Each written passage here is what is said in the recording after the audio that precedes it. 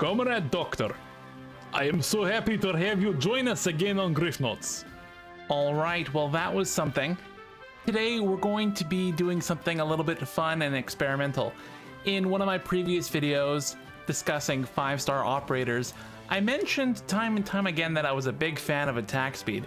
So what I decided to do for this video is look through my operators to find out who I could team up to basically supercharge one of my damage units to attack as fast as possible and see what kind of an impact it can make.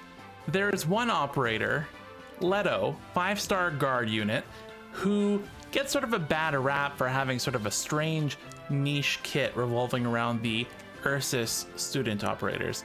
And I thought, well, why don't I just do a silly little showcase to see if we can sort of revitalize an old favorite of mine. Here we have Rosa, fantastic 6-star besieger operator, who I think is still fantastic to this day, especially after the release of her module, which is considered one of the most efficient character upgrading modules that's currently available in the game. So if you have this character, you haven't considered getting her module, it really makes a significant impact.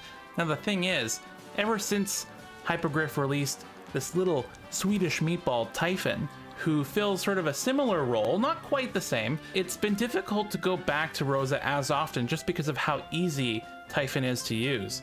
With an unlimited duration set and forget skill, and with a fantastic target homing, high damage ability that's fantastic against bosses, Typhon is really flexible and quite capable in most areas of the game. But I always had a fondness for Rosa, so I wanted to sort of go back and see if we can have a little revenge on Typhon's popularity by supercharging Rosa with ludicrous amounts of attack speed. The thing about these snipers is that they have a lot of attack, but they don't attack that quickly.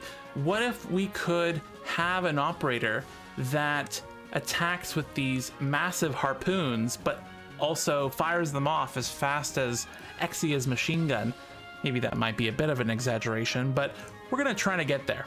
For this experiment, we will be traveling back to episode 7, specifically H7-4, where we will bully an old favorite boss from the campaign that really has seen nothing but hell since he came out. Now you may be wondering, who have I assembled to supercharge Rosa's attack speed, and who will enable her to be the strongest besieger sniper there ever was? I'll tell you. First we have the Sui siblings. I kind of consider this to be a recent favorite staple in a lot of the teams that I've been putting together. We have Shu, Chongyue, Nian, and Dusk.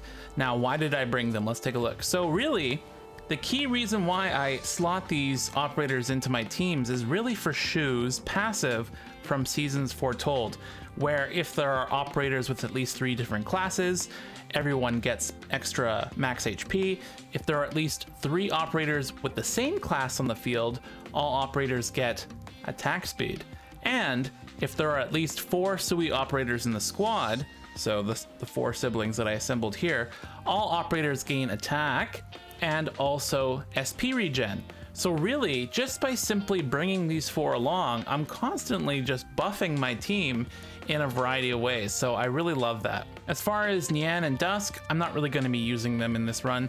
Chongyue will be helpful in terms of staving off some enemies in a side lane, so we're going to see him in action as well. We have Rosa, of course, the star of the show. I'll be using her skill 2 for this one, just because I think it's a great skill that lasts a long time, got 60-second duration, and the key thing here is that it'll attack more than 1 enemy per hit. Because the stage has a lot of enemies rushing in, I really want to make sure that she's able to thin out the crowd while she's dealing with the higher priority targets. As far as who will be supporting Rosa, we have Scarp, who will be granting attack speed to operators in the surrounding 8 tiles, so just 1 attack speed buff there. We have Leto, who I mentioned earlier, who will, thanks to her passive, while her skill is active, will be granting Rosa a ton of attack speed, so that'll be fun. Then we have Angelina, who I have at Module X level 3, which means that not only will allies gain attack speed globally, allies within her range will also gain an additional amount of attack speed. We have Shining, who's here really just to provide a ton of defense so that Rosa will survive the S3 buff from Ak. I love Ak. He's fantastic. He's so much fun to use. But the thing is that you really have to pay attention as to who he's targeting, because if they don't have enough defense, Ak will definitely vaporize them. So that's why he's here. Then we have some Vanguard support. We have Scylla. She will be here mainly for her passive. Once again, similar to Aerscarp, providing attack speed to the operators around her.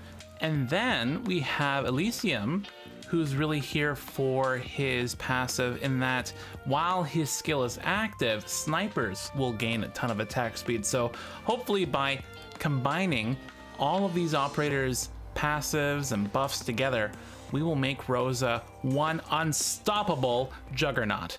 Okay, here we go. Mission begin. Comrades, let us work together to defeat the enemy. Okay, so first thing I'm gonna do is let's get some Vanguards down for some DP generation. We'll get Elysium down too. All right, there we go. You'll notice that they're constantly gaining SP, and this is why I love that Sui sibling buff. It really comes in clutch. Let's get Aerscarp down here, and then we'll get Leto to also support. I want to make sure that there's space where Rosa will be deployed in the center here, and where Ak will be, so that no one is in the way when Ak tries to shoot and buff Rosa. So we'll get Rosa out now, actually. And now these enemies rushing in will just get obliterated. We'll have Ak facing south side towards Rosa, getting that buff prepared. And then we will generate more DP because, you know, let's keep things going quickly. The whole thing is speed, right? So we have Shining down, providing defense for everyone. And then finally, I'll just put Chongyue down here just as like a lane holder in case anyone, you know, tries to sneak in through the backside here. All right, so right now we're just chilling. So basically, Rosa's already getting attack speed boosts from a variety of sources. She's getting attack speed from Salak, below Rosa, we have Angelina providing attack speed globally, as well as because Rosa's in her range, she's also providing a little extra. Then we have Aerscarp giving attack speed. And then really, once Leto and Elysium activate their skills, it'll be even more. With Ak, it'll be even more. Now that Patriot's in range, it's time. This is it.